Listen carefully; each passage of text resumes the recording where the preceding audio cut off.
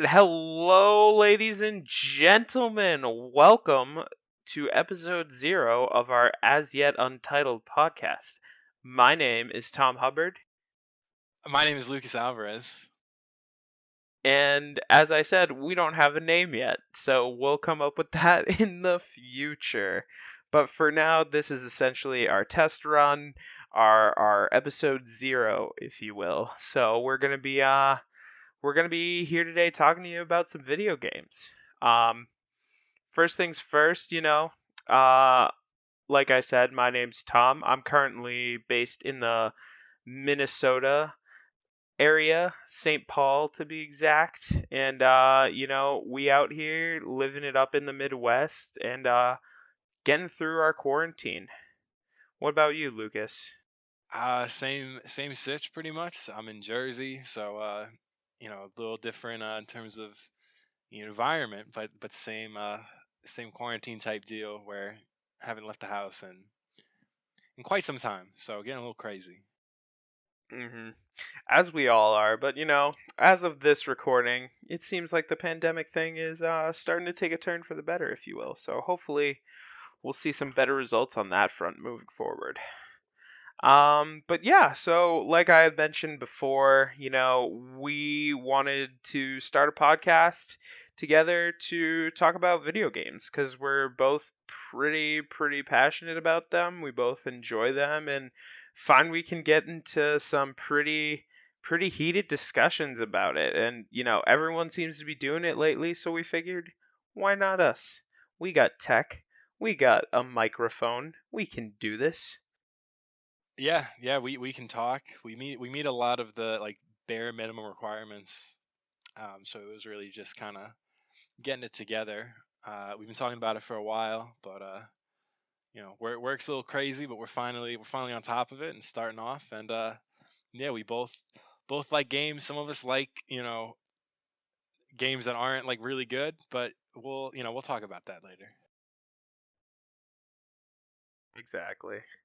But yeah, so essentially, we've got a couple of different segments we kind of want to walk through, but the main format we're gonna rock for this episode will essentially be a debate about the highly controversial title that came out in June of 2020, that ever so infamous year, Mm. The Last of Us 2 from your boy Neil Druckmann out there at Naughty Dog. Um, and we've got a lot to say on this game, so we'll get into that a little later. But that's going to be the main meat and potatoes of this podcast. So to start, let's just how you been doing, man? What's been going on? What you been up to How have I been lately? doing?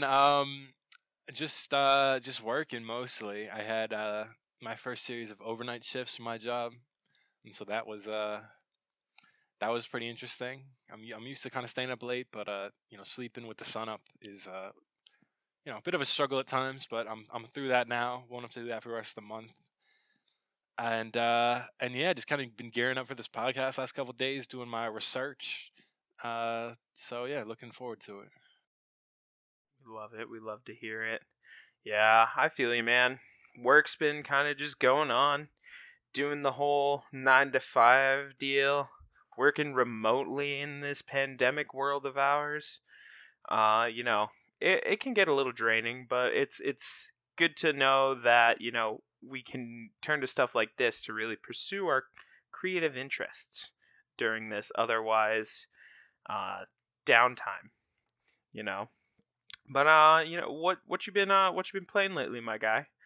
What you been gaming on? What's up? All I right. know, obviously, me and you've been playing some Call of Duty. That is true. I don't have the that PS5 yet, so been fiending after that for a couple months. You, on the other hand, I don't know who you know, but somehow you got it right away. That I did, dude. So It's just persistence. That's all it is. Anyone can get one if they try hard enough. that is some false hope, but yeah, I'm still trying. But Yeah, still rocking my Xbox One. So been playing. I mean, if we're starting like pandemic stuff, I played Warzone like the whole first half of the pandemic with people because that was the like main social aspect of life. And then I've now switched over to zombies on Cold War and been playing Outbreak, and that's been really fun and just a good way to chat and chill with some people. Definitely, definitely. Outbreak's a lot of fun, man. What's your record at right now? I know, like, we had it at round 12 before I think you guys conquered us. Yeah, we pretty much conquered you, like burned the village to the ground, buried it, and threw it off a cliff, and we more than doubled it to around 25. So that's our new mark. I know that's not anywhere close to the actual record, but for us it was pretty good. Having only played, I think like I haven't even exfilled 25 times at this point. I haven't overall played Outbreak too many times, but the few rounds I have played usually last at least 2 hours, so it can definitely take a while to get up there. But like you said, you kind of hit a point where you can just rush them objectives and really just try to stack them rounds up. Yeah, you can really cut down on that time. Yeah, honestly, the longest portion of the game is that like tier 1 to 8 or 9, and then you can pretty much cruise from there. So as long as you can keep that kind of short and sweet, like 10, 15 minutes tops, you can make decent progress in a good amount of time. Absolutely. Absolutely. Yeah, man, I feel you. Call of Duty's been kind of my main like multiplayer game that I've been rocking lately. As as we said, I've been playing with you and the other homies. In terms of single player games lately, I recently completed my run through of both Spider-Man games on the PlayStation 5, the 2018 one remastered, which looks stunning by the way, and of course, the highly anticipated Miles Morales title, which was much better than the first one in my opinion. I don't know, man. It was really really concise. It took a lot of the fluff out of the first one and really sort of kind of was able to hone it together to make it for a much more interesting experience. The whole game is set around Christmas time, so that's when I started playing it. At this point, it's now halfway through March, so the holidays have come and gone once again. But it was a lot of fun. I also have been rocking Sackboy: A Big Adventure with my girlfriend, and we've been playing some local couch co-op on that. And it's a pretty standard, basic 3D platformer, if you will, but it's charming. A lot of good tunes. You know, there's not a lot of mechanics or moves to really work with, but it is able to make the best and actually create some pretty challenging levels out of not too much. That's yeah, that's good. I've definitely I played the first Spider-Man courtesy of your PlayStation, as I have not owned one since the PS2. So once I get the PS5, I'm definitely looking to play a lot of exclusive games I missed out on, and that's one of them. Although Oh yeah, you my have guy. yet to Oh play a yeah. certain exclusive game that I think is my favorite game personally, and hoping you get around to that because that could be a podcast topic in the future. But we'll get to that when we get there. We certainly will. And until then, let's switch some gears. Let's chat about what's been happening in the world of video games lately, this week specifically.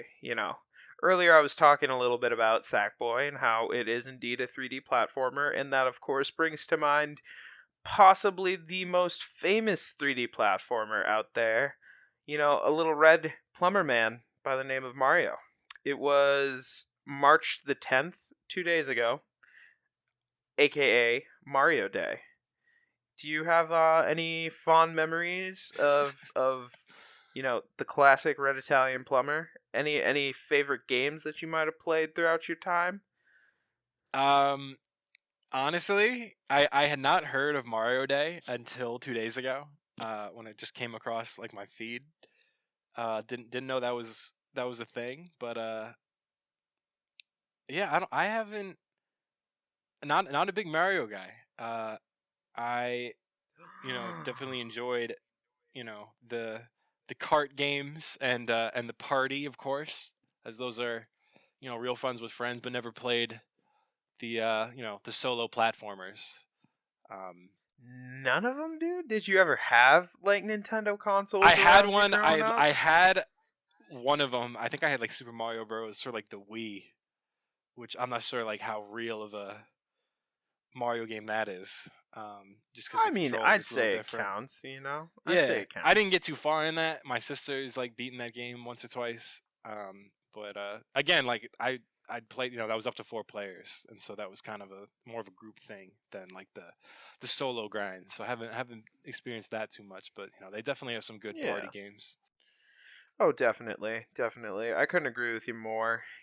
Man, we're gonna have to get you some game consoles as we, take this content map to the moon and become famous internet video game personalities. You know what I'm saying? Yeah. We're gonna have to get some get you more well versed in See, some of I these feel like flavors. a PS5 is not going to cover the Mario circuit of gaming. No, but the Switch, my guy. But we'll get there when we get We'll there. get one console at a time. Oh, absolutely, 100%, 100%. Oh, yeah.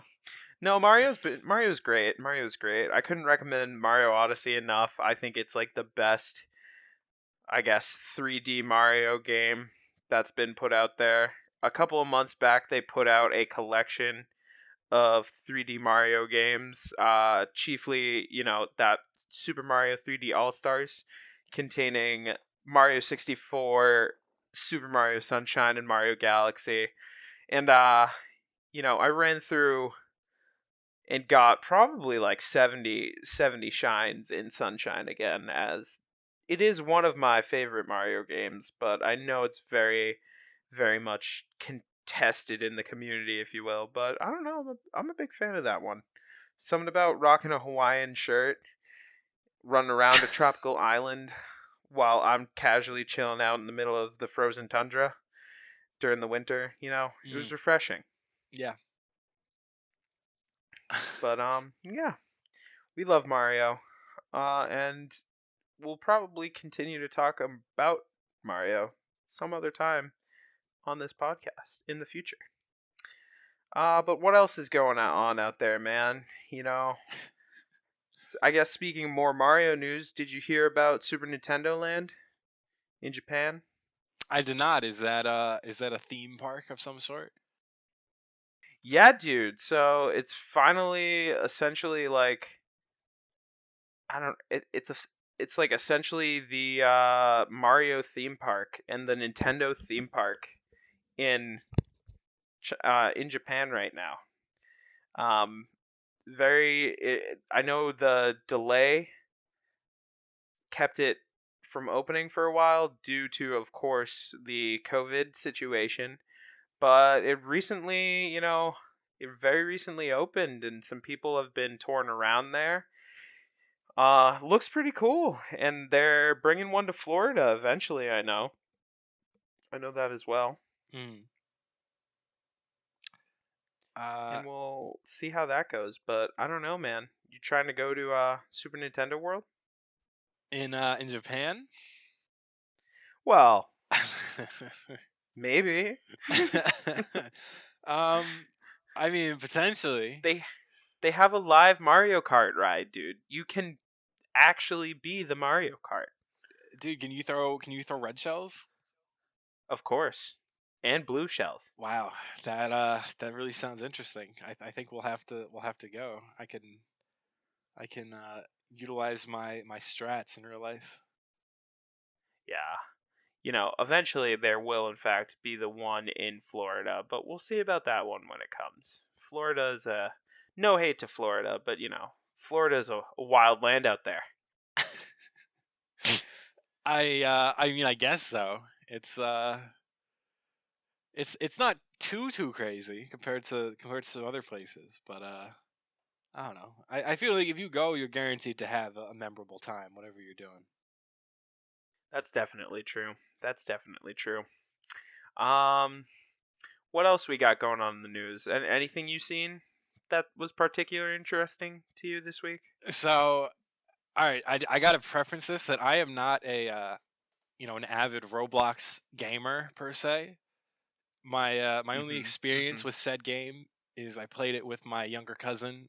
Oh man, going on like probably 2 years ago now. But apparently it's blowing up The because off-brand Minecraft. hey, well save that hate because this thing is valued now as of this week at over $40 billion. Oh my. They recently started public trading on that NY Stock Exchange, and they've gone up $20 a share in just a couple days. So, I wouldn't say now is the time to buy, but definitely something to keep a lookout for. I didn't realize how big they got. Their value overall is more than like EA at this point. So Oh they my really God. yeah they Is really that took a real? Is jump. that it? Jamie, look that up for us. Oh, we should get a Jamie. We need a Jamie. We Dude, definitely once need a that Jamie once at that some sweet point. money starts rolling in, we can hire a full team. But as of now, you're just gonna have to take my word for it that the value is real high. So that was a shock to me. I didn't realize how big that game was. Crazy stuff happening in the world of the stock exchange, man. It's all funny money. Cryptocurrency, game stonks. I don't know if have you heard about these things called NFTs?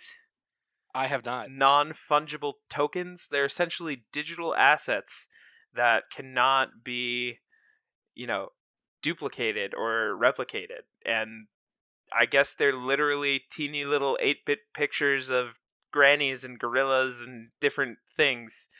But, it's crazy out there what people will pay thousands and thousands and millions of dollars for. Not necessarily that crazy that Roblox is one of them, but, a lot of upheaval in the financial world lately. That yeah, people if they got money to burn, you can see a lot of things getting increased valuations and whatnot. Apparently now they have like NBA trading cards or something that is blowing up. So Oh, yeah. I don't think I'll be acquiring any of those. I'd rather get a jersey if I had money to spare. But people are taking to it. This is true. This is certainly true. And, speaking of the financial world, there was a giant merger that happened this week. Xbox, our man Phil Spencer, and who knows how involved Bill Gates is with Xbox, because, the whole Microsoft thing. But either way, they bought Bethesda and ZeniMax and all of them other wonderful game studios like Arcane. And they literally now own Todd Howard, the face of Fallout. What, you got any thoughts on that? I've never personally been a huge Bethesda guy myself. I tried Skyrim and the Elder Scrolls and Fallout, and it never really resonated with me. I do very much like Doom. I thought the original Dishonored game was pretty solid.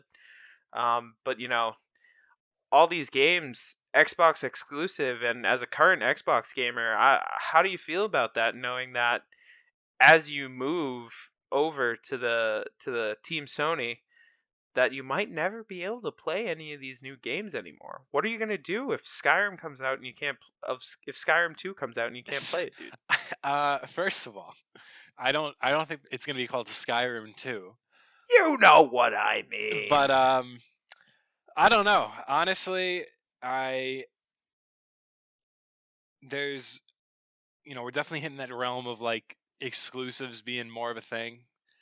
I think you just kind of got to pick your poison. Where there's definitely exclusives that I want to play that are coming out in the PS5, and that's kind of where I've positioned myself to try to go after those. And there's some sacrifice with that. I don't know. I mean, they've been kind of teasing Elder Scrolls 6 for years now, and so I've kind of hopped off the train of that.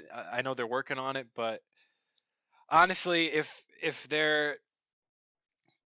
it does come out, I can just you know uh, get over that by playing the Xbox One version with mods. So I don't think I'll be missing out on too much unless they, totally Could overhaul become a their PC gamer. NPC dialogue. I could become a PC gamer, but I don't. One console at a time. I'm like three. I didn't get the Xbox One until like 5 years in to it. The next gen. So I'm already behind. Hey man, it happens. It happens with the semiconductor shortage. Like everyone's behind, you know. But yeah, I don't know, dude. They're putting all these games on Game Pass. You know, like right out the gate. I think it was 20 games they announced. That are just Bethesda titles that they're just tossing right on Game Pass like that. And you know, I think it's pretty cool. I'm not necessarily sure I will play a bunch of them because there's 8 trillion games out there that I have to play. Like, if you own Game Pass, it's like you don't need to buy a game ever again because they're just going to keep adding more. But I don't know. It's a big move for Xbox, I think, especially when, you know, at least in the current landscape, it seems they're starting to trail behind PlayStation in terms of content out there. But you know they're going at a different model. I think they're going for the Netflix model of it. They want that subscription money. They want you to just buy this and be content, you know? Which, in all fairness to them, it's got a lot of great titles on there. I don't know if you've seen it, Bethesda aside, but Game Pass is stacked, my guy. Hmm. Um, yeah, I mean, yeah, there's definitely, like I said, whatever gaming method you're using, if you only have access to the one, there's going to be that sacrifice.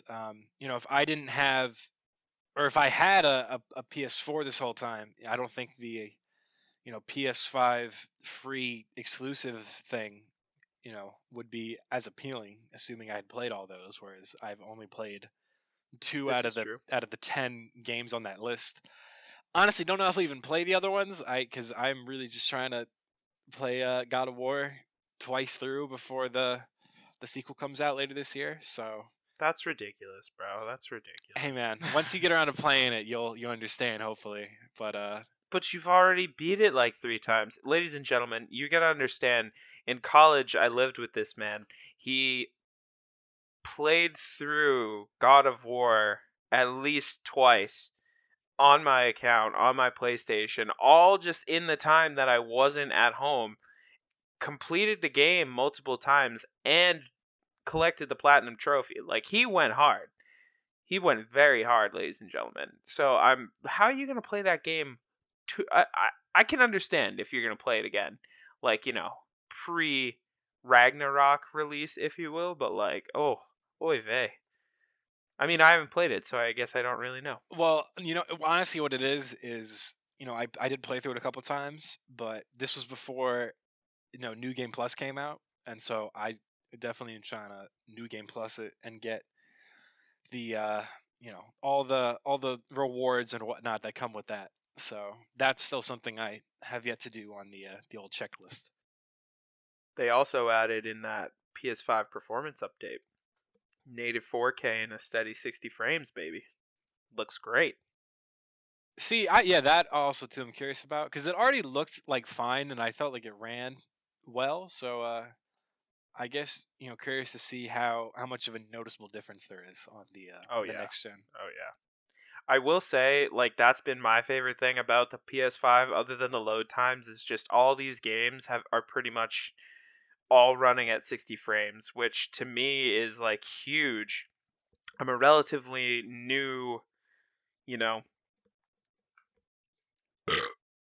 entry into the world of PC gaming. So like once I got it, and for full reference, my GPU is a 2080 Super in RTX, if you will.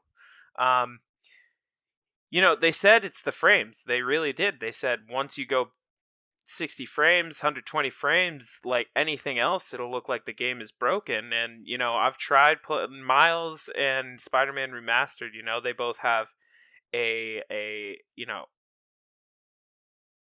oh, I forgot what they called it, but they basically have a resolution and a performance mode. The resolution one, while it is at native 4K, it runs at 30 frames. And now that I play almost everything at least 60, going back, oh dude, it looks broken. And you really don't feel that until you start consistently playing games at that higher frame rate. So, I don't know. It's very real. It's very real. And I hope soon we'll find you that PS5 so you can experience what I'm talking about. We will see. First time getting in the queue, I believe it was 2 days ago, that the wait was under an hour, and then I popped in there yesterday, and it was over an hour. So I thought maybe we had hit the breaking point, but seems like it's still a little too in demand Oh at the yeah, moment. dude. It's going to be hard to get for a while, but I'm telling you, persistence. We'll keep trying. Um but yeah, man, that about like wraps it up for the news this week, you know. Lot of comings and goings, and we hope to provide you people, some solid info and commentary on the comings and goings of the games world and the games industry, because that stuff fascinates us, and hopefully we can share it in a way that is fascinating to you as well. So yeah, now we'll move into the meat and potatoes, if you will, of our show, which, as I mentioned earlier, this is going to be a debate about the critically acclaimed 2020 title, The Last of Us Part 2. This is a wonderful game. Lucas doesn't seem to think so, and that's what we're here to debate today. You know, what made us choose this game essentially was, came out, a lot of controversy, a lot of talk about it when it did release, couple, about a year ago almost. So it's just been something we've been constantly debating about since then, on and off. And now that we're finally getting into the podcast that we've been talking about forever, we figured it was fitting to start with this topic. Yeah, this is definitely a pretty heated discussion topic going back to, I don't know, what, end of the summer, beginning of fall. Once you had played through it and I had, well, let's let's pre, I full honesty here before we get into this. As some of you might suspect, that I don't own a PS4. This was not one of the games I got to steal time from on Tom's uh, console because the game wasn't out at the time. So I have not played this game, and if you think that lessens my take, that's totally fair. I'm going off, you know, uh, kind of His take is walkthroughs and trash whatnot. anyway. Gee, all right, listen, man. Sometimes these exclusives, they force people to do crazy things, and you just got to experience a game through someone else, and that's kind of how that actually is how I first quote unquote played through God of War. Is I didn't have the console and I didn't know anyone who had the game, so I had to watch a walkthrough, and I was like, this game's great, and then I played it, and it reaffirmed my opinion. So based on what Yeah, I've seen for this game, I don't think it's a great game, and I guess playing it could change, but most of the stuff we're gonna get into, at least on mine, is gonna be story based, and that doesn't really change by holding the controller in your hands. So, but we'll get there. definitely. Definitely. And this is certainly a game that lends to that kind of, I don't know, ability to sit through a walkthrough and take in the story that way, because at the end of the day, it is a very heavy narrative driven game. While the gameplay is amazing and in my opinion takes it 2 to 8 steps above where the first game was in terms of gameplay, you know, I think ultimately that what serves this game the best is in fact its story. Um, so yeah, we're gonna debate this game, talk about it. It's essentially gonna go like this. We're both gonna give a little bit of a thesis statement. Lucas is gonna start, and then we'll get into the discussion, the real lean meat and the most savory potatoes of this pot pie, if you will. Go back and forth, bring up our points, support our arguments, do the whole thing. And then, we're going to be able to have a nice little break in there, like a rebuttal, sort of wrap up our thoughts, and then eventually, sometime in the future, we'll have a system to gamify these debates so we can have active scores and be able to determine within the confines of our show who technically wins these debates. Because I don't know if you know, Lucas, but debates are things that can be scored apparently. And to me, that seems very arbitrary, but that's what we're here for the games. But that'll be in the future. That'll be in Hmm. the future. Um, but yeah, I guess for now we'll jump right into it. Are we ready, my friend? I believe so. We've been kind of, mulling this over for a couple months, so a lot of internal suspense. But I guess the time is now.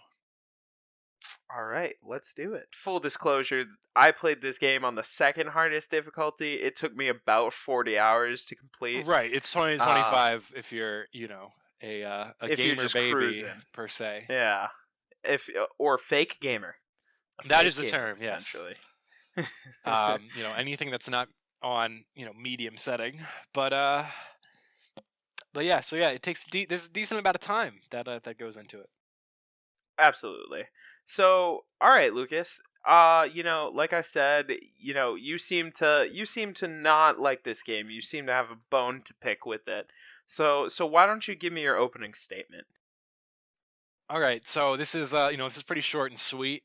I'm not fiending for a word count over here, but just quick summary as to why I'm not a fan is just that I think the quality of this game takes a severe hit due to a plethora of issues, which mainly are its tone choice, its story structure, and improper use of a dual narrative, um, just numerous character inconsistencies, and then last but not least is a lack of gameplay story synergy, which gameplay I can't really get into too much just because I didn't play it, but I feel like in terms of relating it to the narrative, there's definitely a disconnect there, which harms the overall game in relation to all those other points, which I will expand on momentarily. Oof, oof. Well, while you crafted that fine attack that I'm sure you have loads of, supporting evidence to back up, Hmm. I've just got to say, while it received heavy criticism, I think this game is undoubtedly one of the best pieces of narrative storytelling within video games in recent years. It's examination of the classic revenge tale, through the lens of Ellie and Abby, these two tragic characters who live in this like incredibly broken down and dilapidated world and like neither of them can seem to figure out how to break this like crazy cycle. I think it really is able to capture the points that it is trying to make, like between the actual revenge story that they're dealing with, you know, the absolutely supreme character development and writing they had going into this game, and I'll get into that later. Some of these supporting characters that they have are supreme. The gameplay itself, I'll touch on that briefly since, you haven't played it.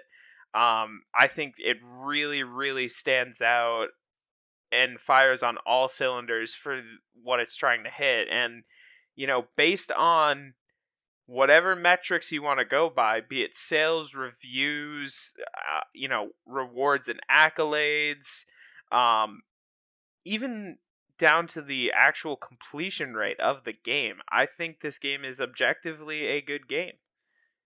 And I think it's hard to argue that, but I don't know. I don't know, dude. I like my biggest thing with it is this revenge story.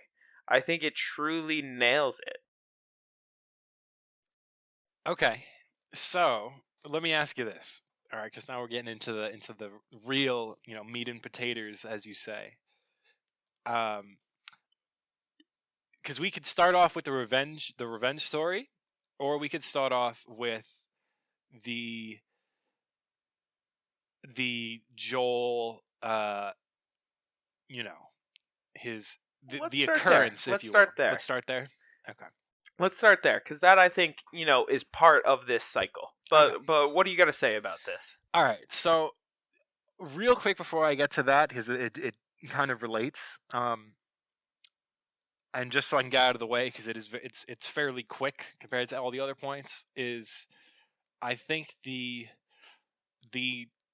tone of this game and the direction that they chose to go, what in terms of it just being very dark and depressing and sad pretty much throughout the entire narrative. And this definitely starts off with Joel's death, but continues throughout, and we'll get into that. um I think it was a pretty sizable mistake, just because I don't believe that you can have as much freedom in the tone of a work when it is a sequel slash direct follow up to something else, which was obviously the first Last of Us, which definitely gets dark at times, as is all post apocalyptic narratives. But the I'd argue that's exactly what this is. well, hold on. The Okay, main okay. draw, right, of that tale, and why it's universally loved, is the dynamic between Joel and Ellie, where you have this bitter, broken man and this young, naive girl, and they kind of make each other better in this imperfect world. And especially Joel has a decent character arc in terms of the overall story, where he he's able to change through his interactions with this character.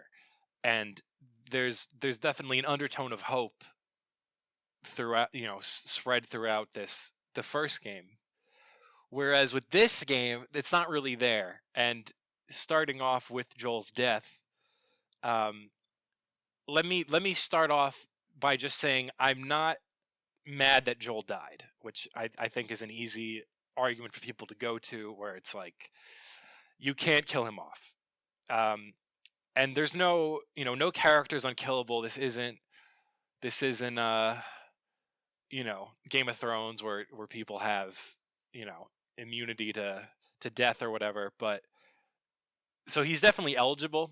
I just think that the timing of it, in terms of killing him off at the beginning of the game, where it's a sequel to a game where the main kind of attraction was his relationship with Ellie, and now we are then immediately robbed of that dynamic, and it's destroyed, which is definitely an interesting But move. that's not what this game is about, Lucas.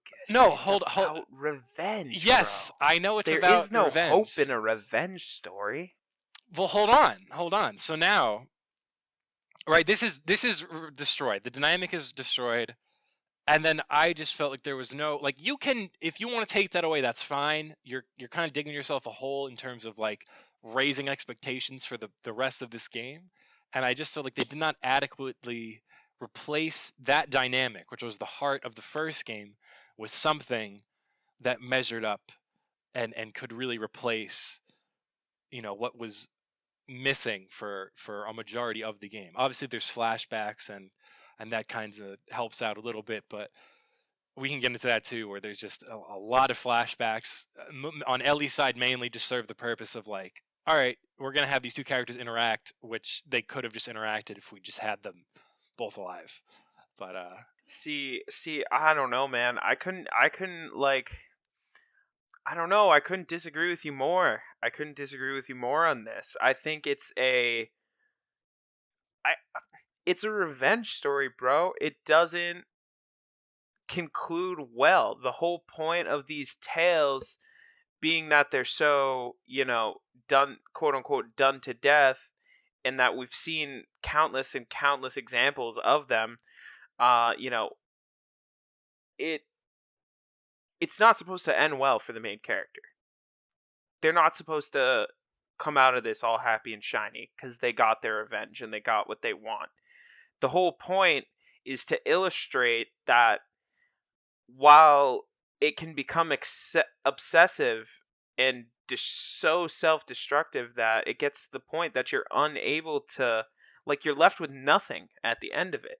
You go so far to pursue this and to make these people pay that you are left with nothing at the end. It becomes so, it eats so much of your life away that everything else important to you in your life disappears due to your incessant quest for this revenge. You mentioned hope as part of the dynamic in the first game.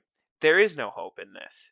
It's not supposed to be hopeful. It's supposed to illustrate to you that these sort of quests don't end well for anybody.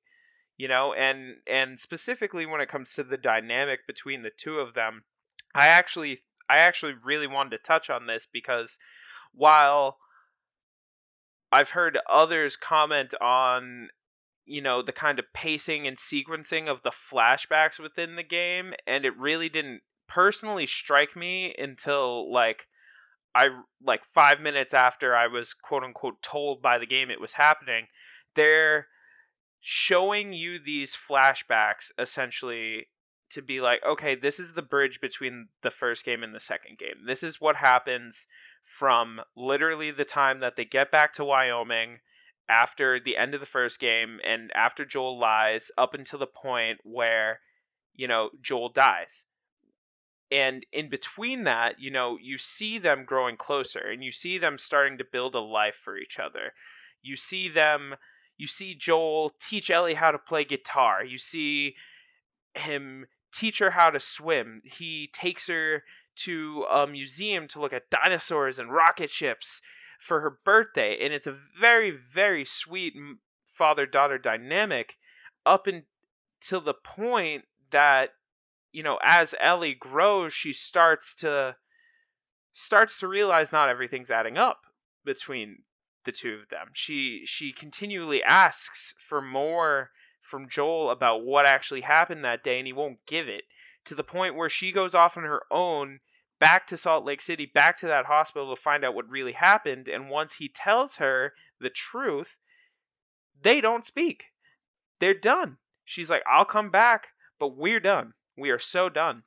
And that's why I think, later on it gets into that scene, which they advertised heavily within the trailers for this game. I believe it was like at an PlayStation presentation, where it shows Ellie and Dina, kiss and get together for the first time. Once you actually played in the game, you find out that, some asshole in their small Wyoming post-apocalypse town was like, "Ah, bah, bah. No lesbians in my good Christian town," and Joel flips the fuck out on him and, starts going at him.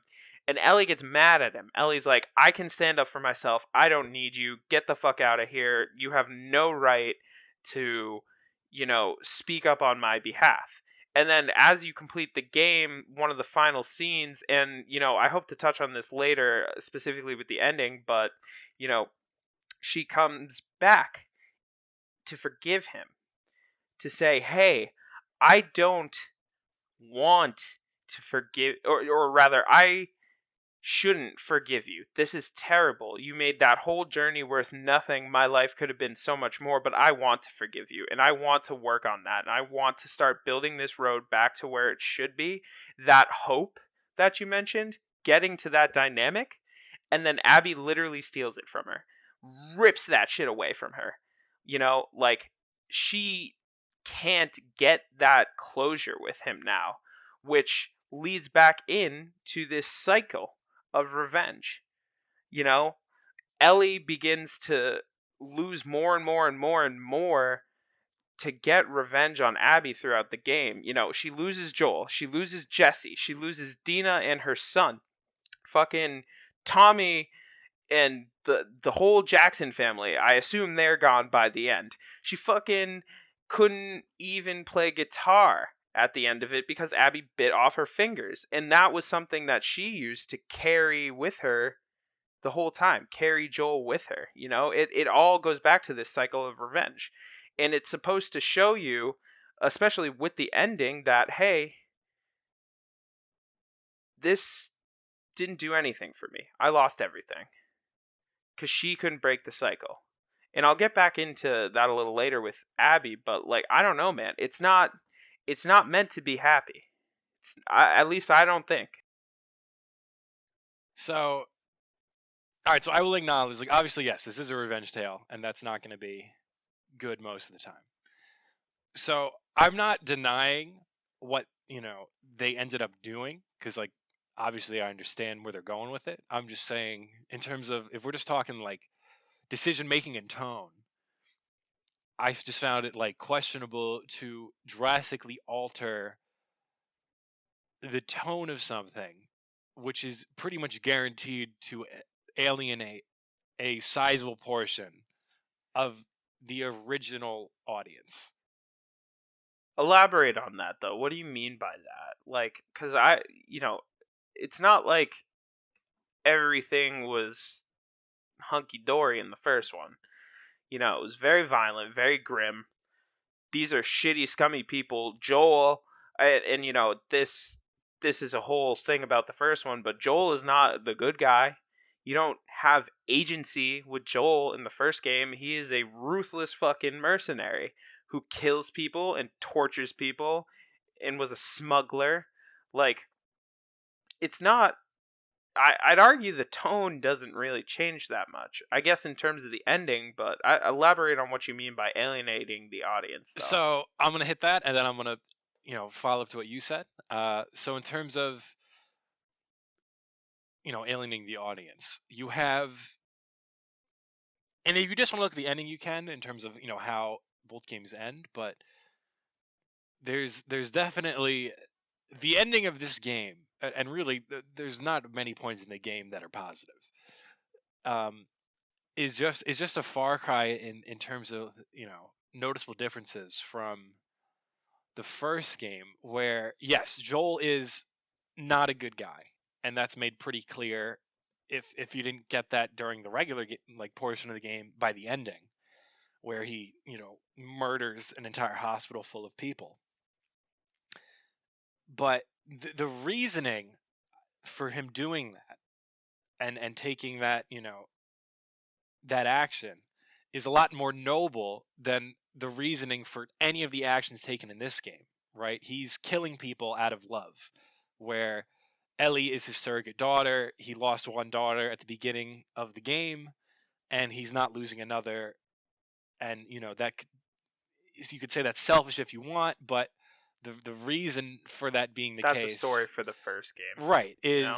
is that he loves this girl so much that he is willing to kill people on her behalf.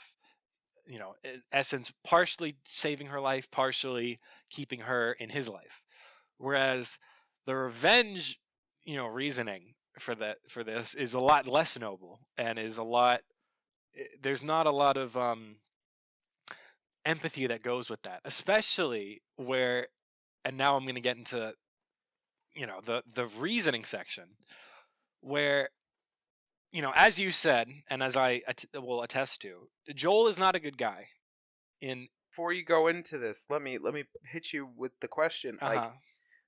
does it have to be noble? Does it? Like, Joel wanted to phase out of this life, man. Everybody did. They used, and that was something I'll touch on a little later with their environmental storytelling and some of the supplemental information you can find by picking up notes and collectibles and different things in the game. But like, everybody in this town wanted to get as close to normal as humanly possible, right? So, right, this is 4 years after the events of the first game. There is obviously a desire to get back to somewhat normalcy in an unnormal world. that I think we can all relate with right now. Good reference. But I don't think, and if you want to get into how Joel gets killed off, I don't think that's like there's nothing to indicate why Joel would act the way he does around a group of strangers that he doesn't Well, know. that's the environmental storytelling, dude. You pick that up, and that, sure, that can be a testament to your point that like, this is bad writing, but like that's sort of part of the game of it, is you can pick up that supplemental information, because that's, I've seen that a lot, and I'm gonna just counter your point right now, right? It's like he doesn't want to, like, he has no fucking clue who these people are. He doesn't know who Abby is or Owen or any of these guys. He's just like, say whatever stupid speech you got rehearsed and get it over with. This could be any one of however many hundreds of people he has wronged in the past because of how fucked up this world that they live in is. You know? Like, it. I, I don't know. He just.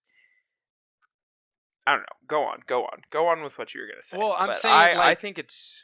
if Joel, right, we're going like Joel in the first game, right, is the perhaps the most like cynical protagonist in gaming, where he does not trust or want to help anyone. And this is demonstrated obviously during the apocalypse. This is beforehand when he's driving Tommy and his daughter out of town when shit hits the fan, and doesn't stop for a family in the road when he has room. Like, he is not he is inherently untrusting. And then when he comes across this group of strangers, he just plants himself in the middle of a room with no tactical means of escape. Like, it's not like I'm not upset as much that he died. It's more so that That he got himself into that situation. or that not even him, it's that the writers made him act in a way that is inconsistent with his character in order to have him killed. Like, they make him trusting of strangers, which is totally like, if there's anything that goes against his like character or personality, it's that he is not trusting of people. And they put him in a situation where he's just nonchalant with people he doesn't know their intentions, and it ends up getting him killed. I'll give you that. I'll give you that. It definitely, like, it, if you're just running through this game and you're just straight on rails to the finish, you just want to play through the story, whatever. Mm-hmm. You know, I will agree with you to an extent in that it definitely looks like they definitely make him out to seem like he is mellowed out, and that he wants to start to convert back to normalcy. But, sure. He's a ruthless mercenary. He shouldn't be just trusting of these people. He should have just shot him on sight. But I don't know. At the end of the day, I don't think his death is unjustified. And I don't think it makes Abby a worse character because of his death. It's like it all goes back to that cycle of revenge. Oh yeah, that's totally unrelated. Like, Joel dying is not in relation to Abby's character, except that she was the one who killed him. But it's not like the way in which he died is not like we can get into Abby later, but that's yeah, I don't like hold that against her per se. All right, so okay, so your main point is like, yo, Joel shouldn't have died in this way. Like, it's not consistent with him as a character. Pretty much. Like, if you want to kill him off, you can kill him off, but it should not be right in the way it was done, where it's like, this is not like, he should not be in this situation based on how he has previously acted. Okay.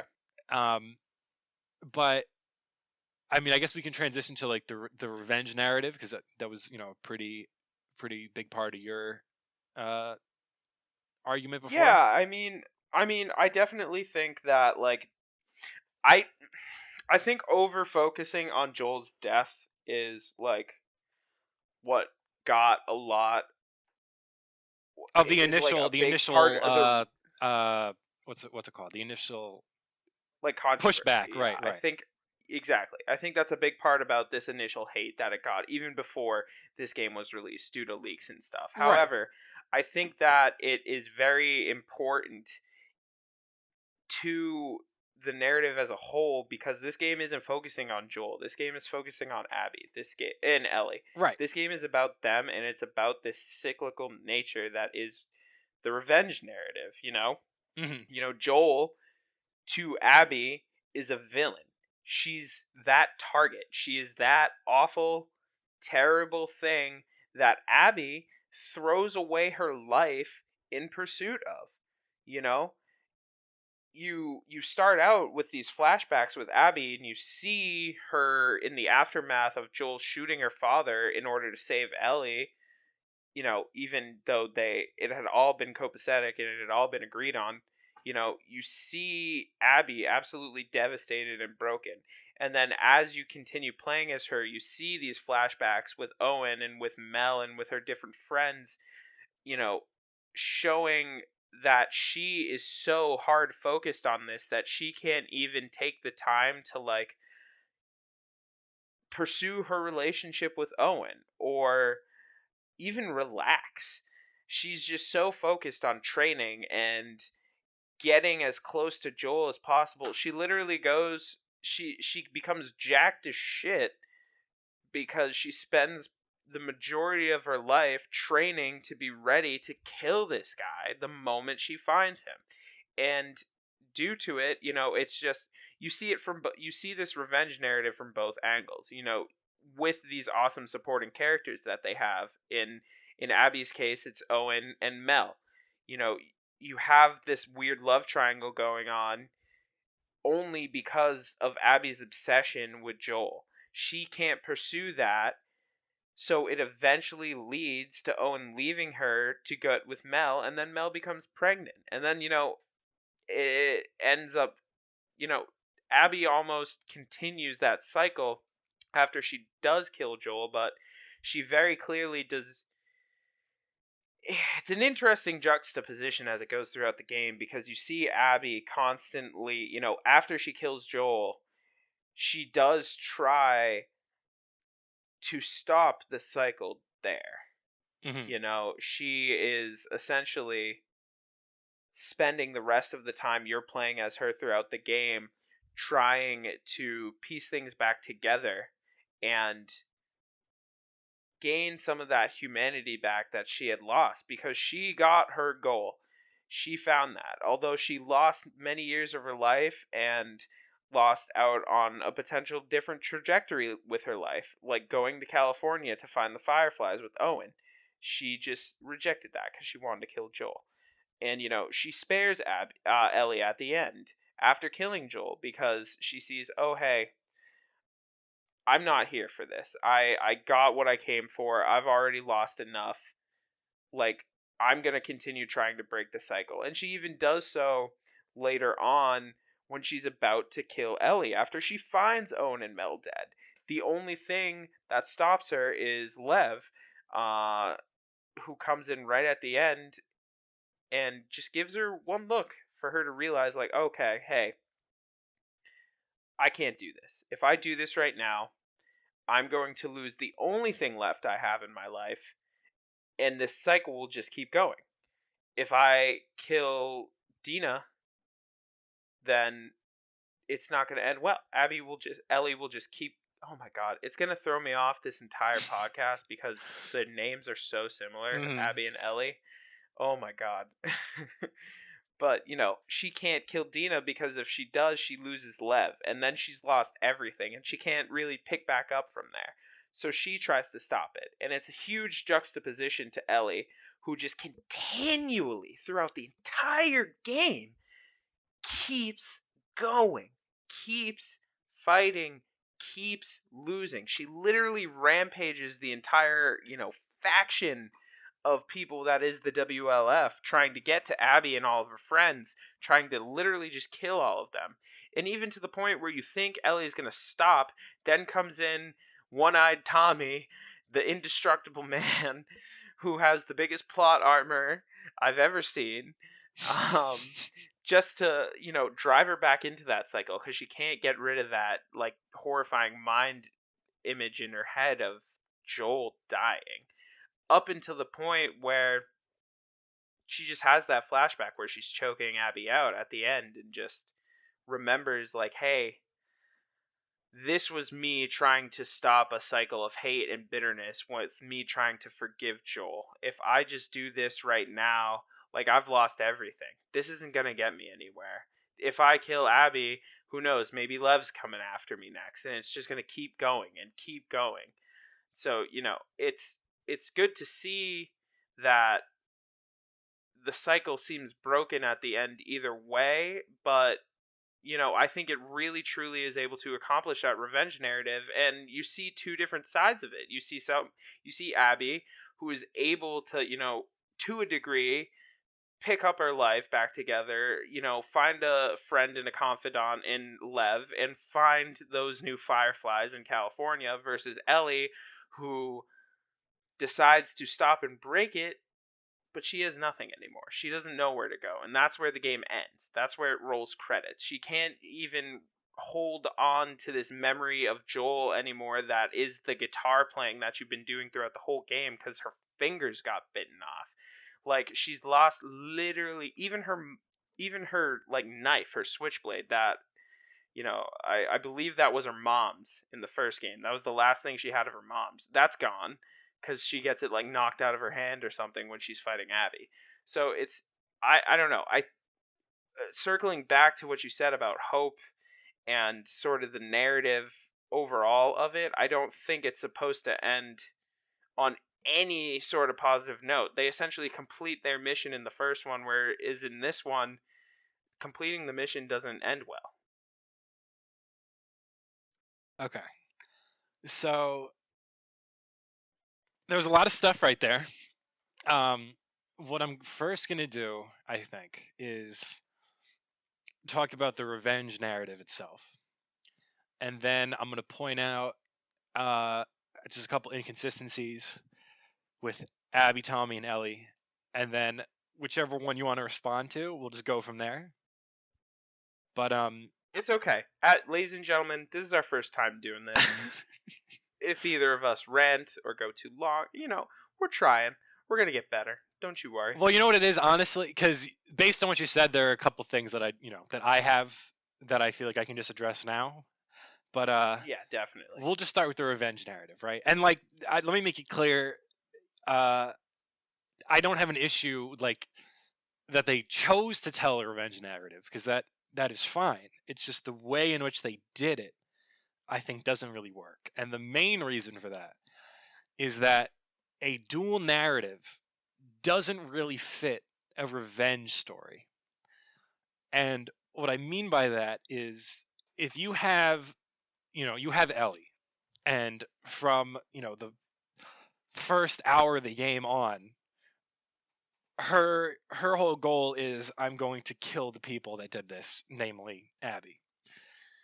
And so you get through Seattle, kill some people, get her location, confrontation,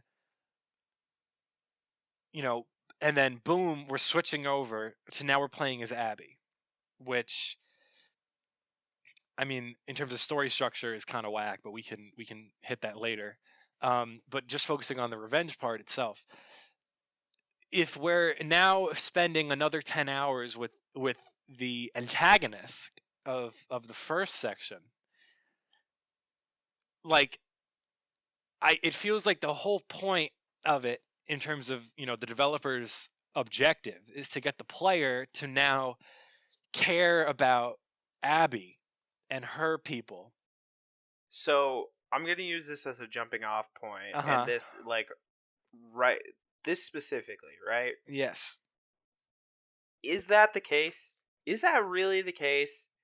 is the writing making you focus on sympathizing with this character, or is it just showing you the other side of the cycle? It's in my opinion, there's two sides to every story, right? Hmm. This revenge cycle, it's two forces continuing this cycle. If you only saw Ellie's, you're only going to be all you're going to have towards Abby is vilification and hate. You need to be able to see where she's coming from. I don't think it's making you sympathize with her. I think it's making you understand the whole picture. And that at the end of the day, no one really wins. Well, so I think through understanding, like sympathy is kind of a given because let's say you didn't even play as her, right? And they just reveal, like, let's say Ellie kills Abby right at that first confrontation. And then there's a flashback where they then reveal that her dad was the doctor that Joel killed. Like, then it's like, oh, like, dude, I totally understand why she was so bitter. And like this, we have a father killing a father to save his daughter, which then, causes the doctor's daughter to want to kill Joel. Like, like total, they just, mind freaked you. Whereas what they do instead, like the whole, we're going to have you play as her and do all this stuff. Like, and this is again like story structure stuff, which I guess I'll just hit briefly. Like, most of the stuff that you do as Abby, like she doesn't have a real plot. It's a lot of like side stuff where it's like, oh, like Abby heard Owen's in trouble, so she's like gonna look for him, but then she gets Because she's trying captured to and rebuild. ambushed, and then there's like Owen flashbacks, which like you don't really need more than one, but whatever. Um, and then she gets saved, and then finds Owen, and then it's like, oh, like I kind of feel, like I owe these people something, and then she saves them, and then you do like that whole fetch quest to like help Yara get her arm like fixed, and then she dies like 5 minutes later, but whatever. um Which was awesome, by the way. and then well then so it's like a majority of the time you spend with her is not in relation to like the revenge narrative. No, it's her trying to rebuild. Like it's her essentially like trying to rebuild after quote unquote completing her cycle, only to see it's it's seeing the ramifications of her own actions in real time. Because you're going through and you're playing as her, and all these bodies are showing up, the WLF and all of her friends are getting killed one by one. Nora gets killed in the fucking subway by Ellie with the cordyceps, but moments before she helps Abby out, and then you're playing with Manny and you're working with him all for Tommy to literally snipe him in the fucking head at the end. It shows her trying to break out of this cycle, only for her to be roped back in because of the consequences of her own actions, which just leads her in turn to continue that cycle by fucking blasting Jesse in the head and trying her damnedest to kill our boy Tommy, but little did she know he's indestructible at all points in time.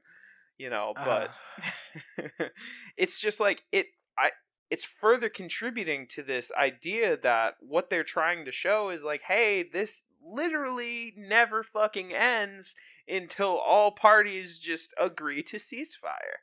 And that's why I think it is able to tell this narrative so strongly. but by then you're playing as Abby, right? And I feel like I don't see how you can't sympathize with her, because if you're understanding where she's coming from in killing Joel in the first place and enacting her revenge, and seeing all the people that helped her with that, and seeing that, hey, these are not actually like bad people per se, like, and then you have the first confrontation with her and Ellie.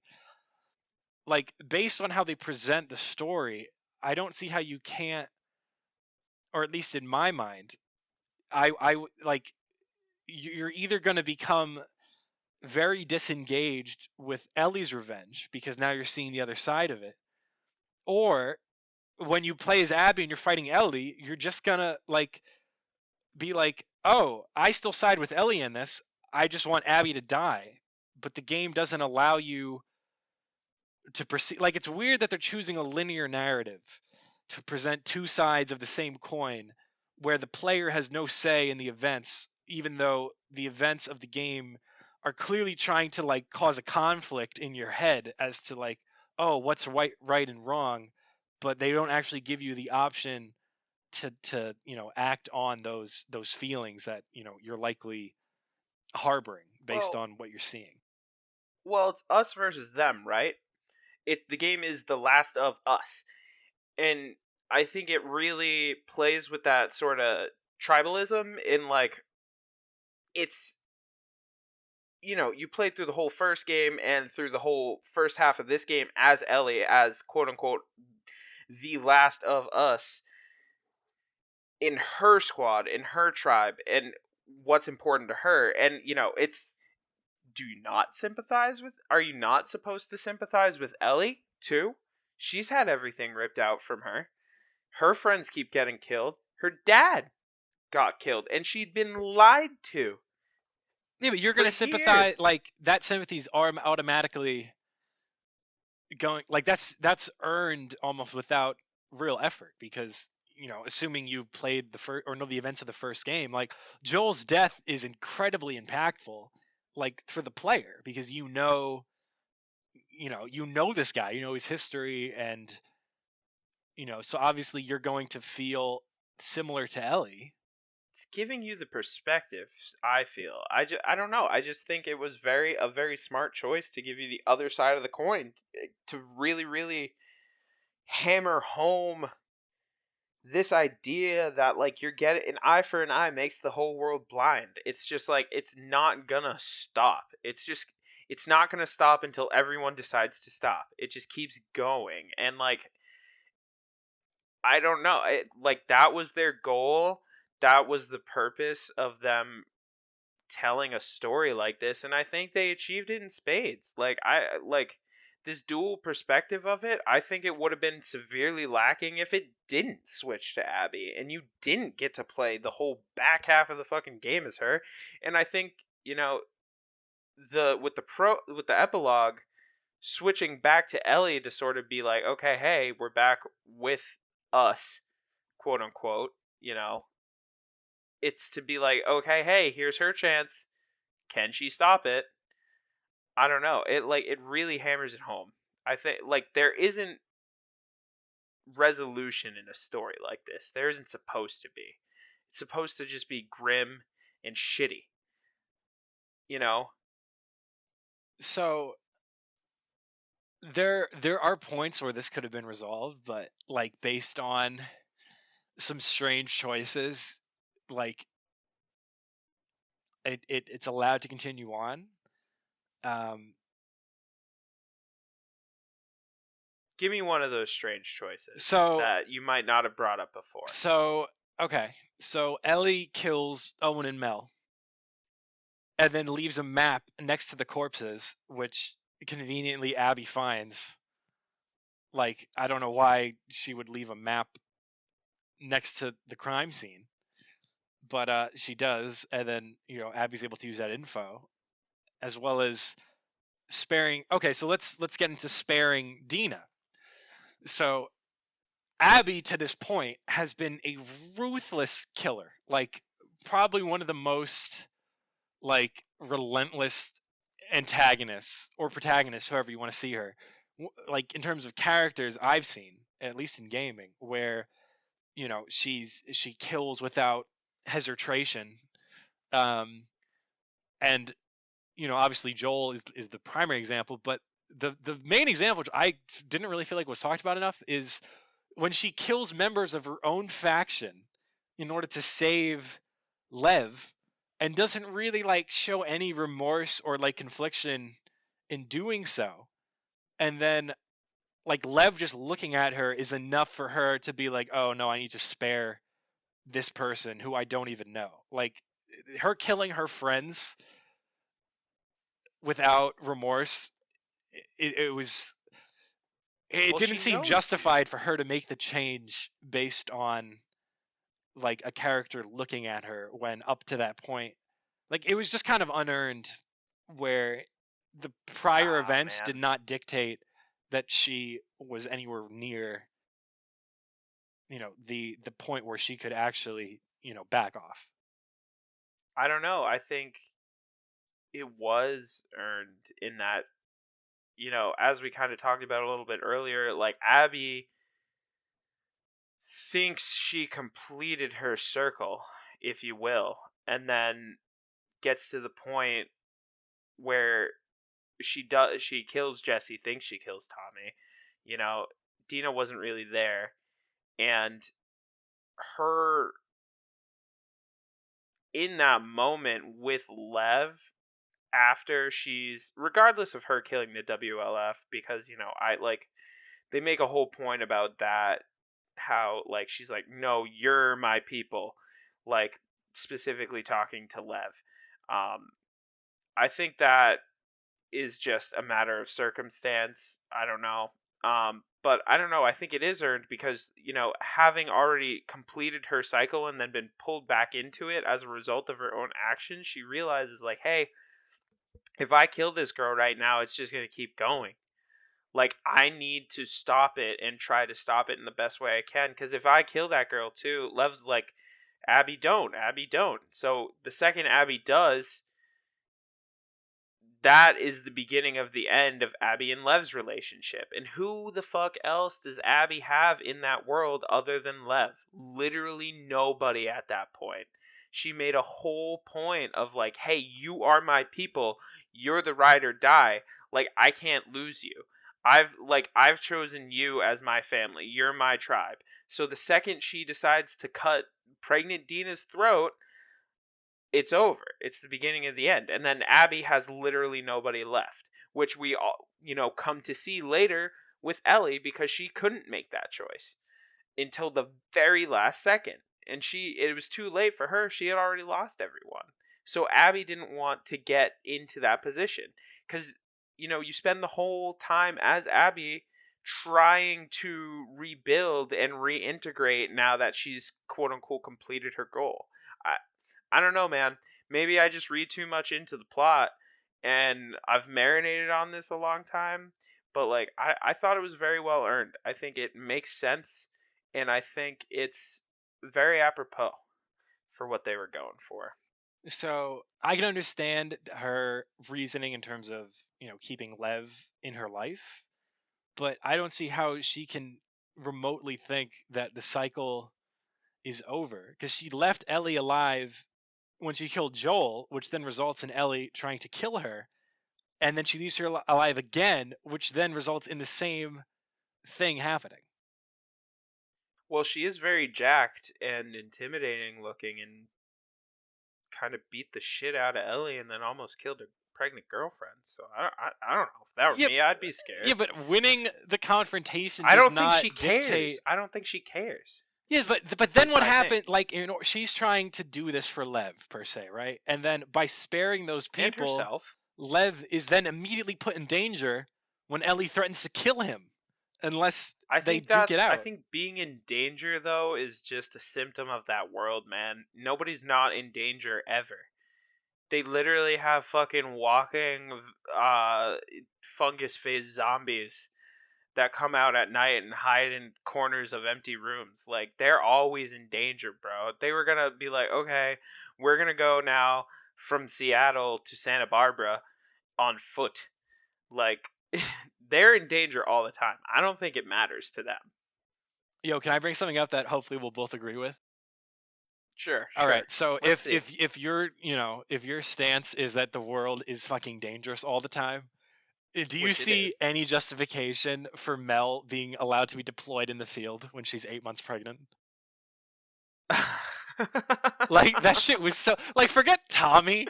That shit was the most whack part of the game. I cannot understand why she was allowed to go, and like I don't know if they were going for like some like women empowerment or whatever, where she's like, why would, like, I make this decision? It's like, sweetie, you're in no condition. Like literally, the world is full of like mushroom men and murderous cultists. Like this is not safe. You should not go outside. Uh, maybe I just don't remember. It didn't like wasn't the whole point of Mel being there with Owen like they were gonna go to the Fireflies. They were gonna leave, right? Well, when they're with Abby, they're like on patrol initially, and so like she's Oh, just you're on this saying like patrol. you mean like right at the beginning with Abby. Yes. Yeah, no, that I don't. She's a pregnant ass Like, fucking bro, woman, man. yeah. She needs to Not be only is she inside. pregnant, but she's literally like a doctor. It's like this is. They're like, There's way I too guess many that's reasons she well. should That's not go probably outside. why. I guess that's probably why. I guess she's probably one of the only or very few medics Yeah, but so then that you is wouldn't around. deploy a medic to the field. You would keep them at base. Like, I don't know, dude. I don't know. I mean, It's a fucked up world. I mean, I agree with you. I agree with you. If I'm pregnant, I'm not gonna be hopping over beams and dropping ladders down and swinging across ropes to try to find my way out of a building. I'm probably gonna be sitting my ass at home. But I don't know. Different times call for different active pregnant women, I guess. yeah, that All right. that show was really funny to me. All right, Yeah. So we've hopping back on talked. track. Oh yeah, go ahead. You got more. I'm just trying to figure out where to pick up here. Um, all right, I guess we can put a kind of an ending to the revenge story after this and move on to other stuff. But Yeah, I because there's a guess couple of good yeah, things yeah, I want yeah. to talk about. I Like, guess my biggest issue with right because like a dual narrative is like anyone that's saying this game is bad because the dual narrative is like hard to follow is like that kind of stupid because it's all most of it's lazy. Abby's It's stuff lazy. it takes place in the 3 days in Seattle that Ellie is there. Like it's not that difficult to follow. It is the exact 3 days, in fact. Right. Um, the issue, I guess, in terms of like using that for a revenge story is like if you take a typical revenge story, right? And like I don't know if you've seen like Gladiator or John Wick, but like Have you seen Wuthering Heights? no. The 1939 Best Picture nominee? 1939, Tom. Oh my God. I'm trying to give you stuff from this century, my guy. Although I will put this on a list right now of things to watch. Wuthering Heights.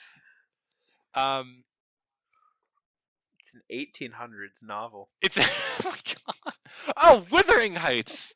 Oh, I hated this It's book. like Oh, Emily Bronte. like, Oh, this book yeah. was horrible. Oh my God. This was my least favorite book in high school, aside from oh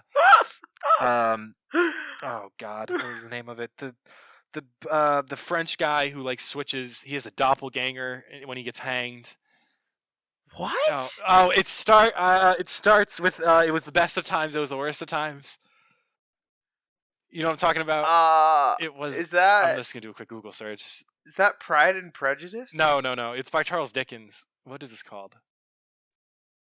Oh, is that A Tale of Two Yeah, Cities? that's what it is. That book was horrible. Wuthering Heights was a close second, but oddly enough, that book had multiple full narratives. disclosure, I know absolutely nothing. I read the book that in story. 9th grade, and I know absolutely nothing. I literally just remember the ending where this guy does a It's about body the swap. Jacobins. But regardless, talking about revenge stories and dual narrative, where like if you take I don't know. So have you? I want to use one where you've seen. Have you seen Gladiator or John Wick? No, Okay. but I can briefly. we've John both Wick is a seen- simpler one. a movie we've both seen that is a I revenge swear to tale. God, this is not. You know what? Fine, we can use that example if you want. If you want to. So the example we're talking about, everyone, is a film called Mandy, which is a What, 2018, 2019? yeah, a pretty crazy Nick Cage film where 2018. yeah, his character's wife is murdered by these crazy, cultists, and then he goes on this drug-induced quest to revive her, not to revive her, to redeem her by killing her killers. Avenge. Right. Avenge. So, like something like that, it doesn't really like to then switch partway through to the other side to then be like, oh, this is why they did it, and like this is like their friends, and they're actually not like that bad of people. Like, just it pulls you out of the whole reason you're engaged with the story in the first place, which is literally like Ellie's getting revenge on these people. Whether you agree on with it or not, like that is kind of the primary reason of engagement for the first like third of this game. And to then like switch it to the other person's perspective into where it's revenge and the two perspectives are people that are trying to kill each other, like you just can't be engaged with both of them because it's not like these, if you have two characters that are at ends because both of their goals, are in conflict. It's literally like this person wants to kill this person and this person wants to kill this person, and we're just going to be like both these people are not that bad, and like here's the story. Like it's just not there's not a it doesn't allow for the audience to really get intertwined, especially when they do have that conflict in the middle, and it's like, well, like regardless of how you feel about Abby and Ellie, like if you like Ellie and you don't want to kill her, you can try to get Abby killed, but you're gonna get a game over, and the game will not allow you. Like there's only one way to proceed in this Well, tale. it's not that kind of game, bro. It's not.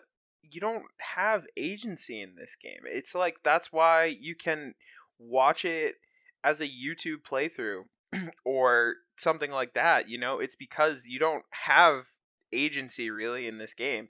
You are playing through a story that someone is writing. It's essentially watching a movie or reading a book. You're just playing through the game. You don't really have that choice. And that's why I think the dual narrative is so important, is because it gives you that entire full picture. It gives you all the context, I can't even say context. It gives you the context um that you need to really grasp the entire situation, to be able to form an opinion, to see that all of this is senseless. Okay, so let's go with the linear narrative then. So obviously, right, this is a very linear story. There's no agency. You're just kind of playing it as the game intends, which is fine. Like obviously most games are linear, and that's totally normal. But in terms of the message the game is trying to send, it's a little strange that outside of the cutscenes, like they don't really commit to the lessons that they're trying to teach via the gameplay aspect of the game, if that makes Whoa, whoa, sense. whoa, whoa, whoa, whoa, whoa. How so? So, How so? You're killing people left and right. right, Violence begets you're literally violence. like you That's the murder lesson, bro. dozens and dozens of people. You kill dogs. Right, You kill actual right. dogs. But the And the main AI, the like main the dogs you AI, kill. they all have names, bro. They literally, if you kill some random guy that's peeking around this corner, if you stab him in the neck or shoot a arrow through his face, you got Sarah 30 feet away being like, has anybody seen Jimmy? Where's Jimmy? Oh shit, guys, I found Jimmy. He's fucking dead. Like, it's that's the lesson they're teaching, man. It's just like, this is cyclical in nature. It's violent. It's only going to bring more violence and death and pain. Yes, but they don't give you like I understand with the story it's going to play out one way. But in terms of gameplay, like they do not give It you an plays out the option. same way. They don't give you an option though to like you have to kill people in gameplay. Like so it's like we're trying to tell you that Not violence is all the time. bad, but to proceed with our game, you have to kill people. It's like what do you like the lesson here is noble, but you're not really like committing to it. Like they make you I kill, don't. I think it's Bear, one of the two dogs, in a quick time event. And it's like, I don't, what if I didn't want to kill this dog? Like you're making me kill people in order to like get to continue with this story without Don't kill really dogs, giving me ladies the and option gentlemen. of nonviolence. Like it's weird that they're lecturing on violence while not really presenting a I don't know, nonviolent man. alternative. This isn't like I didn't really take it as them lecturing though. I felt it as like a warning. This is a clear-cut illustration of what happens if you continue to do this and decide to tread down this path. I didn't like it's not preachy. I don't think it's It's not preachy. preachy, but like that is, the theme, like violence begets violence is kind of the main theme of That's not the the same story. thing as violence is bad though. Those are two different things. Like very much so. It's not telling you, "Hey kids, violence is bad. Don't solve your problems with violence. It'll lead to you killing dogs." They're telling you, "Yo, if you do some violent shit, odds are you're probably going to keep doing violent shit and it's going to reap destruction all over the place around you, and this is what happens when you keep doing that." I don't really I don't think it's telling you to avoid it necessarily. It's painting a picture of what happens when you embrace it. Also, again, I think it plays into the nature of the world they're in, but Well, right, obviously, and that's the thing too, where it's like this world does not allow, like, violence is guaranteed. it's necessary Right. to a And degree. so it's like you're not, because of the world we're in, like killing people is necessary, and yet they don't, like, it's just there's so many deaths via like cutscene, and it's not, it doesn't really factor in all of the quote unquote off screen deaths, where if we just want to fast forward to the end, like Ellie spares Abby for no real reason, and it's like only after she's killed like so many people to get to that point where it's like narratively it would make way more sense for her to kill her. um but like there's no, like, she has no arc, like she doesn't learn anything. It's literally like, I have a Who, flash, Ellie? right, she's like, I'm having a flashback of Joel at this moment, when it's like you could have had this flashback at any point in the game, and it's like you're choosing now to be like, oh, like I should spare this person even though I've already killed like hundreds of people. Like now, it's like, it's strange that like it feels too forced, where it's like, oh, now, like, Ellie can decide to spare someone, whereas like at no point in the game previously is that like explored or really like given. See, I disagree with you on that. I disagree with you on that. I think it is explored. I think specifically it is explored when I think it's after the first time Ellie goes out of the theater to go track them down. She's going to find Nora, and she literally you don't see this, thank God, and it doesn't like actually make you do it. If it made you like legit fucking beat this person to death and torture them, I think it would be a little extra. But they didn't. You literally see her torture the shit out of Abby's friend Nora in a cave, like in a subway underground to get info on where Abby is. And she's like, "No, I don't have to tell you anything. I'm already dead. I have inhaled these spores. I'm going to turn any minute now. Like, kill me or let me die. Like, I don't have to tell you anything."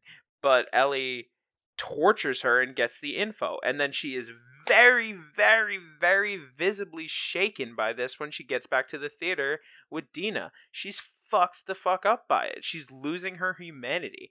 And then, like, later at the end, when she decides to then go and spare Abby, that's her epiphany moment. That's her realization. She flashes back to Joel and to herself trying to be like, hey, I shouldn't do this, but I don't think it's worth it. So I'm going to try to begin working to forgive you. She has that same thought and realization then that she's like, hey, if I can forgive, can like try to work to forgive Joel for this terrible thing he's done, I can work to let go and, in essence, forgive Abby and let her go and let her move on, so that Ellie can begin to rebuild. I mean, it's not really like I don't know. I feel like it's not like forgiving Joel for lying to her is different than forgiving Abby for killing her like surrogate father. Like it's not really comparable. I mean, I guess Like those are ultimately very extreme like differences. maybe it's forgiving herself, man. Maybe Ellie wants to be like, I can't do this anymore, dude. I can't keep killing people. I can't keep losing my humanity. I need to stop. I know, but like at that point, like she's already so far over the edge. Like it's just strange that if they're gonna So have what? her You break out of want it, her to kill this woman, and that's how you want the game to end? she might as well because when she goes home, she's already lost everything. Like it's just very strange for her to break out like when it doesn't matter if she breaks out because everything is already like taken Does from it her. not? I mean, that's. I think that's up to interpretation of like, you know, we don't know where she's going. We don't know what her plan is after at the end. But I don't like. I think that's the whole point is them trying to hammer home. It's like, how fucking low can you go before you realize that none of this actually matters? And for me to keep going, it's a road that leads to nowhere. It's a road that leads to me losing all my humanity and potentially to this young kid maybe killing me 8 years down the line or whatever the fuck. Like, it's not. I don't know, for her to kill Abby at the end would totally just like, if she did that, in my opinion, I would be on the side that would be like, wow, I just played that whole fucking game for no resolution whatsoever. That for me is the resolution, that they, like, Ellie, who in my opinion is the main character, is able to realize and break that cycle. Like, if she just kills Abby at the end, that sucks. If she kills Abby and then just leaves Lev in the boat and goes back to nothing too, and she has -2 fingers, I'd be pissed.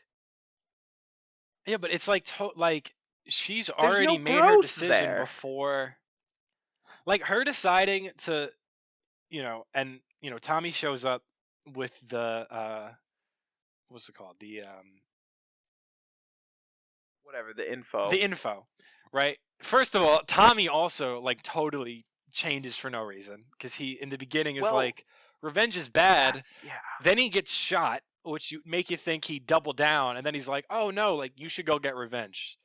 Well, if you look at it in one way, Tommy and Joel are really, those two are the originators of this entire cycle. Really, it's Joel, but like Tommy continues that because he's the one who goes after them. You know, she, like, Ellie wasn't gonna go, or maybe, I mean, maybe she would, He told but her we not don't really to. get to explore that because she's like, I'm going after Tommy. Right, but that doesn't explain why he would tell her, not to seek revenge and Well, then because tell her to seek revenge. Like, he's he didn't tell her not to seek revenge, though. He just went after them. right, he doesn't have her, like, he's like, I'm going to handle this myself and not drag, Ellie into this. And then Well, I he think drags her into it at the end. well, exactly. I think he's how the writers use Tommy as an archetype of, like, you're playing as these two women the whole time, like, really, really trying to hammer home this message of like, hey, like, you got to break this cycle. Despite everything you do to perpetuate it, you got to try to break it at the end of the day so you can move on with your life. Tommy is the complete opposite example where it never fucking ends for him. He literally gets to the point where he's so fucking obsessed about this, about Joel dying, that he fucking becomes disfigured, probably has some sort of brain damage. I don't know. He literally got shot in the head, in the fucking back of the face. Like, his wife divorces him. He's not really welcome in this community that he has spent years and years and years of his life helping to build with his wife. Like, he Dina doesn't want to see him or talk to him, very clearly by the fact that she's like, "Get the fuck out of my house. I don't want you here." And he even he's like grasping at all straws because he is so broken that he can't go. That's why he goes to Ellie, because he's Frankenstein. Frankenstein. um. Okay, so but then like in terms of Ellie's decision at the end, right? Like I feel like she's making her agreeing to, like Tommy basically presents her with the option and she takes it. Like the decision's already made. And so to then get literally to the end and like I don't even want to, I mean I guess I'll just get into it really quick. Like she wants revenge, right? Which is made clear by her agreeing to go there in the first place. So Abby is tied up and defenseless, and Ellie cuts her down and like helps her and Lev get ready to leave, and then is like, "Nah, actually, psych, I'm gonna fight you, and if you don't fight me, I'm gonna kill this child." And she like wants to fight her like hand to hand, even though she has a gun. Like I don't know, the whole build up for the final confrontation, it was very like strange, um, and I mean, I don't I know. kind of agree with you there. I think it to me, I kind of read it as her, like, I always, at the end of the day, like, based on just me playing through the first game, I tried to be like, okay, Ellie, like, is a good person at the end of the day, and she does want to try to hold on to it. Like, they were being held as slaves. Yeah, Those but people were she's not literally like fucking. the whole second game shows that she's not like her and Abby are terrible people. That like They're by the end all of the game, terrible people, right? bro. So she's clearly It's not the like you apocalypse. can't murder like all of these people in this faction and then be like, okay, well now I don't want to kill this defenseless person. Like it's just so straight. Like her reasoning is very strange for not just like finishing her then and there, and then like she is gonna now best her hand to hand, and then decides like not to only after the fact that she's already like revenge is already won, and so it seems kind of pointless to be like, all right, I'm gonna spare this person even though I've killed all of these people in pursuit. Like I have killed all these people, and I've also gotten like Jesse killed. Like Tommy is, I don't know, I guess supposed to be like partially kind of disabled in some way, but like not really. Loses Dina and the kid. Frankenstein. Like That she's was so. already Can I just? what? Oh, that was so sad. Can I just say that had me in tears, like hyperventilating. I was like very emotionally affected by that whole scene where it's just the two of them in the kitchen. I'm like tearing up right now as I think about it. That was so sad, bro. What, Dina and the kid?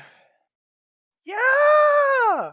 It's like, what the Yeah, fuck? which is why like she Stay. clearly Just made her stay. decision before Ugh. she like when she decided to go, like that was it. Like clearly she's picking revenge over her family, and then like to go all the way, pretty much be like set on the revenge, and then be like, nah, you know But what? why is she indebted to like follow through on that? Is what I'm Because she's saying. already Like so far that's down the rabbit ultimately. hole. Like But you've why? Like, already picked this no over your one's. family, and then it's like she's surprised when she comes back and no one's there for her. Like They that's like vilifying someone, like that's like vilifying an addict for the decision to be like, okay, I want to go to rehab now and try to get better. It doesn't matter how far they go, like as long as in the end they, I mean, especially in a post-apocalyptic world where people are dying left and right, and there's probably a very decreased amount of the population that's left anyway. I don't know. Like, I imagine all the people you're killing along the way also have some demons and some baggage. If they're still alive, fucking however long later after Outbreak Day, like, I don't know. I just think I don't think she's obliged to follow through with it at the end. It's like, why do you want her to follow through with it? Like, what satisfaction is in because that? Is what I'm she's trying art to like she's understand. already 99% of the way in. Like it's so weird for her to kill all of these like people and associates of Abby and like drag all these people down to her level and like get them killed or Frankensteined or just like ditch them straight up and then be like, "Oh, I'm going to decide because of like something Joel said to me at the start of the game, like now I'm going to decide." Like it just I don't know. It didn't seem earned at all for her to like make that decision when she did. Where it just didn't like it just didn't seem consistent with her character to that point where like she's doing all these horrible things and then she just decides like, "You know what? Nah, like I'm just not going to do it because like I forgave Joel at the start of the game even though like I'm already like clearly that didn't affect me like the whole time I've been doing horrible things." Well, ladies and gentlemen, you've heard it here first.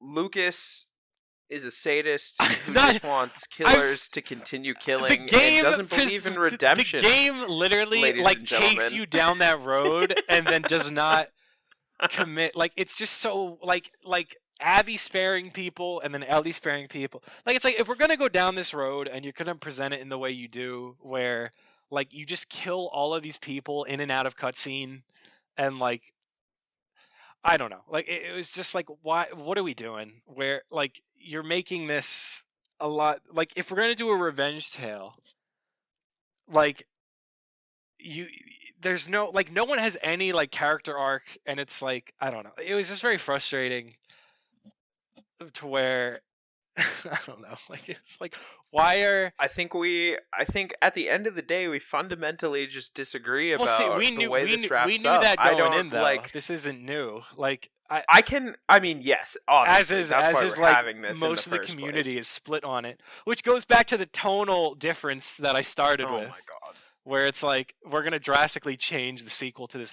Like, bro, that'd be like if they took like Shrek and then the They're two second different kinds of sequel. stories, bro. One's a Greek comedy and one is a full-blown tragedy. Dude, who Like was at that? the The end of the first one was not a first one, Greek comedy. So many the end of people. the first one, regardless, Ugh. at the end of the first one, they end up for better or worse, they get what they want. They finish their mission, they complete it. There is none of that in this They don't second complete the game. mission. They totally go They against. do. No, Joel They do. massacres the At people the end of the game, that were supposed to be Ellie like thinks they helping him. completed the mission. Yes, he lied based No on a one was lie helping. No though. one was helping him. He was a courier. He was a messenger. He's a post office worker, Right, who dude. then He was decides just to carrying slaughter the bodies people from he's point delivering the A to mail to. point B. Like the first game is not Yes, happy. because he cares about her, because he's her daughter. Right. Like I'm saying that there's no like it's very easy to empathize with Joel in the first game because he's doing something out of love. Where in Yeah, this I game, completely like, disagree. Joel's a bad guy, man. but He's a bad bro, guy. but He's see, a nice how can you guy, not but he's a bad empathize with guy. him in the first game and then empathize with like Abby and Ellie in this I one? mean, I do empathize with Joel in the first one. Again, I like that's why I think it's so great and so lauded and will, you know, go down in history as like a game to remember. But I don't like. I think this one really just does what it's trying to do. I think it really just hammers home this message up until literally the very end. Like it's different for Abby because she's the different side of the coin, and it shows her like you only play as her for the most part with her like trying to rebuild after like completing this goal, and then it just further illustrates like, hey, this is a cycle. Like because of me, quote unquote, completing my goal, now people are gonna come and continue this cycle of violence because of what I did for me to get closure, and that's gonna lead to something happening where I now need to get closure, which is exactly what happened. Fucking Owen and Mel got shot in the head, which made her shoot Jesse and Tommy in the head. Like it's just it keeps going, dude. And like I think regardless of how awful and terrible things were at the end of the day, I think they just wanted to hammer home that it's like, hey, at the end of the day, like, you should still just try to break this no matter what, or else you're gonna, both of them relatively fucking ended up with nothing. Ellie literally ended up with absolutely nothing and nobody. Or did I say Ellie did? Ellie did. Mm-hmm. But, Abby pretty much is in the same boat. She's got Lev, and she at least has a destination. But, she also suffered as a human slave and then was crucified and left out on the beach for however fucking long. Long enough for Abby to go from jacked as fuck to weak, skinny, and much less hair. You know? And Lev grew hair. Like, I don't know. Regardless, I think at the end of the day, we're both just going to disagree on the conclusion of where this leaves us. I mean, yeah, we definitely are. Like, I also don't like if she had just killed Tommy and Ellie at the start, or Dina and Ellie in the middle, or Ellie just killed her and Lev, like the revenge cycle would end. Like it's not like it's really It like doesn't you have end, to tie up bro. loose ends and then you're fine. It doesn't, no, because if you quote unquote tie up the loose ends, there's no, like, but then you lose your humanity. But Like, it's that's not, not what the story is trying to tell. It's who trying to knows? tell. Who knows, right? If Abby killed Dina and Ellie and Tommy, like then then she loses Lev, and then who knows, maybe Tommy's wife comes after Abby because nobody ever comes home. Like we don't know, it just keeps going. And ultimately our lovely audience who has tuned into our first show will have to make the decision for us. Drop it in the comments. Let us know what you think. Dude, sounds like you're just caving in to my facts and logic over here. I'm not caving, bro. I think I could keep going on with this I forever, honestly but could we've as well, gotten but I think let me check. We're pushing. we're We're 2 2 hours hours in. in. We're 2 hours Yeah, in. we're just gonna have to. You know what? We'll just have the follow up to this later tonight in the Discord, and that'll be a DLC for the audience.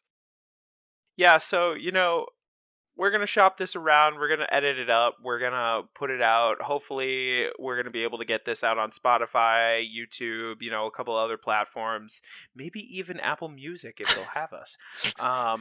But we're gonna pass this around to mainly our friends and those who we know, and hopefully they'll pass it to theirs. But you know, give us some feedback.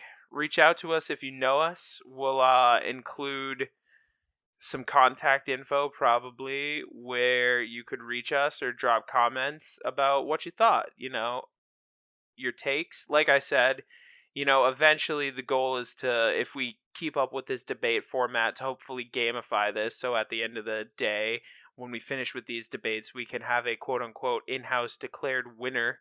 And then you guys can agree or disagree with who you think won. So I don't know. That's that's kind of what I got for this one, brother. What you got? Anything else? Um, I guess in relation to the cast, yeah, definitely join. Oh, phenomenal, bro! Phenomenal. Dude, The cast, oh, I meant phenomenal. like the podcast. Oh, the podcast. Go on. But yeah, bro, yeah, I didn't think I could dislike Laura Bailey, but this really pushed my Jesus fucking Christ! Oh my God. pushed my buttons. Lord Bailey's a god. Hey man, I mean, I'm not gonna disagree. Um, but yeah, join our tribe, and hopefully no one gets hit with a 9 iron.